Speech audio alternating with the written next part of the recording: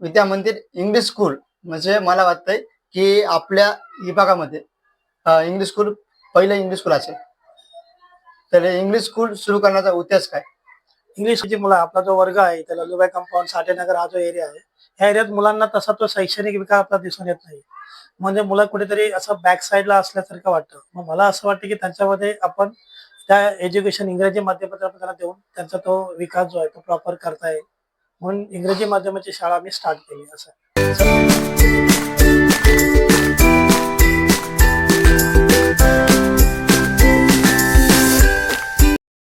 Sir नमस्कार. बस का sir. Sir mister M D जाते या चॅनलवर मी आपले सहचे स्वागत करीत आहे.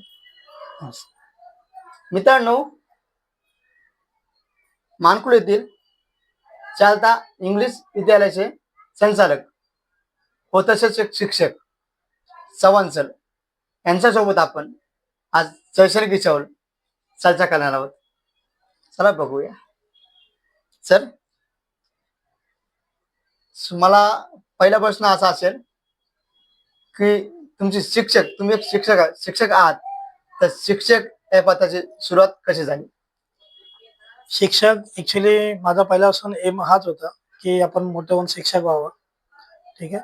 आणि त्यामुळे बरेचसे मी आधी ट्युशन स्टार्ट केले वगैरे. माझं MA शिक्षण झालेलं आहे आणि त्यामध्ये मी त्या एज्युकेशन मधूनच मला असं त्यामध्ये मुलांना एक शिक्षक बनायची असे लागले, कारण शिक्षक जो आहे तो मुलांना घडवू शकतो असं आहे. मग सर्वात मोठं क्षेत्र म्हणजे ज्याला आपण म्हणतो ना सर्वात उत्कृष्ट असं क्षेत्र आहे ते शिक्षकी पेशा. त्यामुळे पहिल्यापासूनच ती मला आवड होती की एज्युकेशन घेऊन आपण मुलांना शिकवायचा. ती आवड असल्यामुळे मी ह्या क्षेत्रात आलो. मग तुम्हाला आता जवळपास किती वर्षाचा अनुभव आहे? आता जवळजवळ 25 वर्ष झाले मी या क्षेत्रामध्ये आहे. 25 वर्षापासून मी बऱ्याच शाळेत 2-3 शाळेमध्ये याच्या आधी पण शिकवल्या होत्या. जवळजवळ 25 वर्षाचा अनुभव घेऊन मी आता आपल्या स्वतःची शाळा मी स्टार्ट केली आहे. शारदा विद्या मंदिर इंग्लिश स्कूल या नावाने. तुम्ही चालता विद्या मंदिर इंग्लिश स्कूल म्हणजे मला वाटतंय की आपल्या विभागामध्ये इंग्लिश स्कूल पहिलं इंग्लिश स्कूल असेल. तर इंग्लिश स्कूल सुरू करण्याचा उद्देश काय?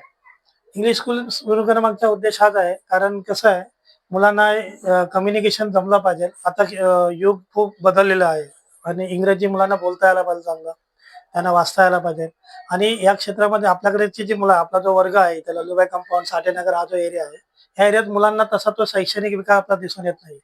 म्हणजे मुलं कुठेतरी असं बॅक साईडला असल्यासारखं वाटतं. मग मला असं वाटतं की त्यांच्यामध्ये आपण त्या एज्युकेशन इंग्रजी माध्यमातून आपण त्यांना देऊन त्यांचा तो विकास जो आहे तो प्रॉपर करता येईल म्हणून इंग्रजी माध्यमाची शाळा मी स्टार्ट केली असं. सर, तुमचा शिक्षणासोबतच किल्ला सांस्कृतिक या क्षेत्रावर पण पळपाव दिसतो, काम केले दिसते, याबद्दल काय सांगू शकाल? ऍक्च्युली आता मी सांगण्यात येत आहे की मी स्वतः थर्ड अँड ब्लॅक बेल्ट आहे तायक्वांडो क्षेत्रामध्ये. वाव, आणि दुसरी अभिनंदन गोष्ट, सर. हा थँक्यू. आणि दुसरी गोष्ट, या मुलांना सेल्फ डिफेन्स यायला पाहिजे. तुम्ही आता बघितलं की शाळेमध्ये पण बऱ्याच ठिकाणी मुलं सुरक्षित नाहीये. येस. पण आपण असं ठरवलंय की बाहेर आपण कुठलाही एखादा प्रसंग मुलांवर घडला, मुलांना आपण एक उत्कृष्ट नागरिक बनवायचं असेल तर त्याला योग्य प्रकारे म्हणजे सेल्फ डिफेन्स पण येणं गरजेचं आहे. मग सेल्फ डिफेन्स बरोबर एखादी कला त्याला म्हणजे शिकता येत असेल तर म्हणजे सर्व क्षेत्रात त्यांचा सर्वांगीण विकास शिक्षणाच्या माध्यमातून व्हायला पाहिजे. या उद्देशाने या इथे आपल्या शाळेमध्ये बऱ्याच ऍक्टिव्हिटी आपण घेतो. जवळजवळ 10 ते 12 ऍक्टिव्हिटी मुलांना आपण शिकवत असतो. ते पण अत्यंत कमी फी मध्ये, म्हणजे मुलांच्या ऍक्टिव्हिटीची आम्ही फी घेतच नाही. पण बाकीची जी एज्युकेशनची फी आहे ती पण आम्ही एकदम कमी फी मध्ये आम्ही त्यांना हे करतो. म्हणजे असं आपलं एक आहे की मुलांचा सर्वांगीण मानसिक आणि शारीरिक बरोबर बौद्धिक विकास असा हा सर्वांगीण विकास घडावा हा त्या एज्युकेशन मागचा उद्देश आहे. आपण ते इथे चालू केलेलं आहे. सर, तुम्ही आताच बोललात की मला जवळपास 25 वर्षाचा अनुभव आहे. म्हणजे 25 वर्ष म्हणजे खूप झाले. मग 25 वर्षामध्ये मध्ये तुमचा एक तरी सक्सेसफुल विद्यार्थी असेल. खूप आहेत, असे 2-3 विद्यार्थी तर असेच आहेत. अमिषा मोरे नावाची मुलगी आहे, ती नॅशनल लेवलला शाळेतून ती किक बॉक्सिंग मधून पुढे गेली आहे. आता रिसेंटली पण आता हे आपल्यासमोर काही ट्रॉफी दिसत आहे त्याच्यामध्ये आता या 2-3 दिवसामध्येच आम्हाला ती ट्रॉफी सोलापूरला आम्ही आमच्या विद्यार्थ्यांनी तानपट्ट्यामध्ये प्रशिक्षण घेऊन त्याच्यामध्ये म्हणजे चांगली कामगिरी केली.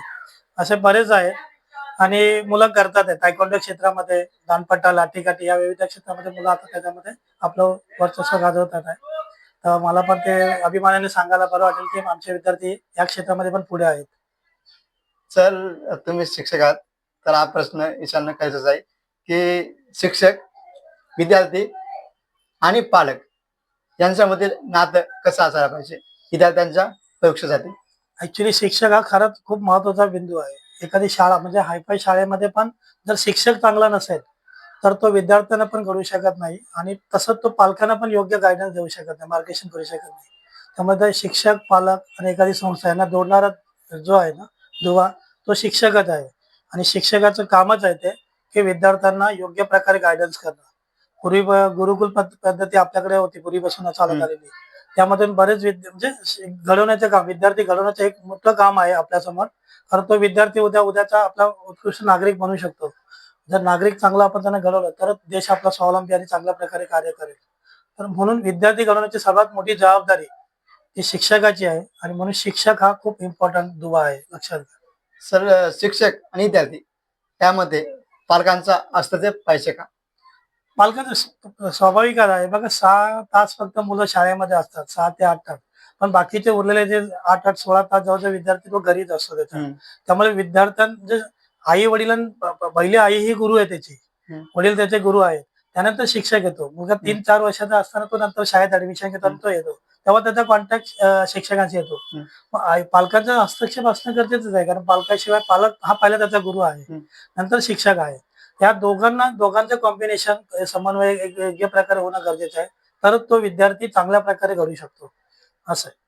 सर, सध्याच्या तरुण पिढीबद्दल शिक्षण म्हणजे काही सध्या तरुण पिढी आहे ना, ती खूपच लवकर राजकारण वगैरे या क्षेत्राकडे वळते. तर तुम्हाला काय वाटतं, ते योग्य आहे का तसं अयोग्य? अयोग्यच आहे. मुलांवर संस्कार घडवण्याचं काम शिक्षक म्हणजे पालकांचं तर आहेच, परत शिक्षकांचं तर आहे. हं. आणि त्या संस्काराच्या माध्यमातून तो स्वतःचा हे करत असतो. तर लाच घेणं वगैरे हा प्रकार किंवा नशा वगैरे करणं हे अशाकडे मुलं वळतात. आणि आपल्या एरियातली मुलं तर ह्या सगळ्या क्षेत्रामध्ये हा सर, थोडंसं हे आपल्या आहे. विभागात मी बघतोय सर, आपल्या विभागामध्ये खूपच लहान वयात काही लोक नाही का, मुलं खूप लहान मुलं नाही का नशा घालतात. बरोबर. तर ती नशा कमी करण्यासाठी काय करायला पाहिजे? एक ते तुम्हाला मी सांगितलं की आपण याचे कला इथे चालू वेगळा कला करण्यामागचा उद्देश काय सुरू करण्यामागचा कला वर्ग सुरू केल्यामुळे काल मुलं बिझी राहतील हम्म. आणि मुलांच्या योग्य प्रकारे त्यांचं म्हणजे संस्कार त्याच्यात घडून जातील. एखादी कला शिकायला त्याला ती आत्मसात करायला जो वेळ लागेल, तो वेळ जर तिथे त्याला गेला ती कला शिकण्यामध्ये, तर बाकीच्या ठिकाणी त्याला हे होणार नाही. आणि पालक आणि शिक्षक दोघांचा पण ते हे आहे की मुलांना आपण कोणत्या प्रकारचं क्लायमेट देतो, त्यांचा जो संगत जी आहे, संगत खूप इम्पॉर्टंट आहे आपल्या आयुष्यामध्ये, विद्यार्थ्यांमध्ये किंवा आपल्या आयुष्यामध्ये. जर त्यांची संगत जर चांगली असेल तर तो त्या पद्धतीने कार्य म्हणजे मुला घडू शकेल. तर संगत खूप इम्पॉर्टंट आहे. त्या संगतीचा परिणाम त्या ठिकाणी होऊ शकतो.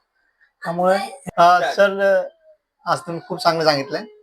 तसं तुमचा प्रत्येक विषय मला आवडतो. सर, आज तुम्ही शारदा इंग्लिश विद्यालय किती वर्ष पूर्ण होतात जवळपास? आता जवळजवळ कोरोनाचे 2 वर्ष ती पकडली तर जवळजवळ 7वं वर्ष आपल्या शाळेचं आहे. आणि आपल्या शाळेला खूप चांगला रिस्पॉन्स आहे.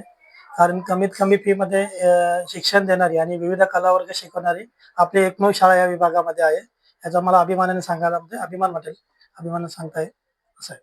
सर, तुम्ही म्हणजे तुमचं एक स्टेक आहे ते आपल्या मानकुली विभागाबद्दल किंवा तुमच्या विद्यार्थ्याबद्दल किंवा एक शिक्षक, तुमचे शारदा विद्यालय त्याबद्दल तुमचे ते काय, म्हणजे माझ्या शाळेने आज त्या लेवलला चांगला प्रोग्राम केला पाहिजे, काय वाटतं त्याबद्दल? मी सांगितलं ना की माझ्याकडे येणार जो माझ्या शाळेत येणारा विद्यार्थी आहे तो उत्कृष्ट असलाच पाहिजे, म्हणजे तो घडवता आपल्याला यायला पाहिजे.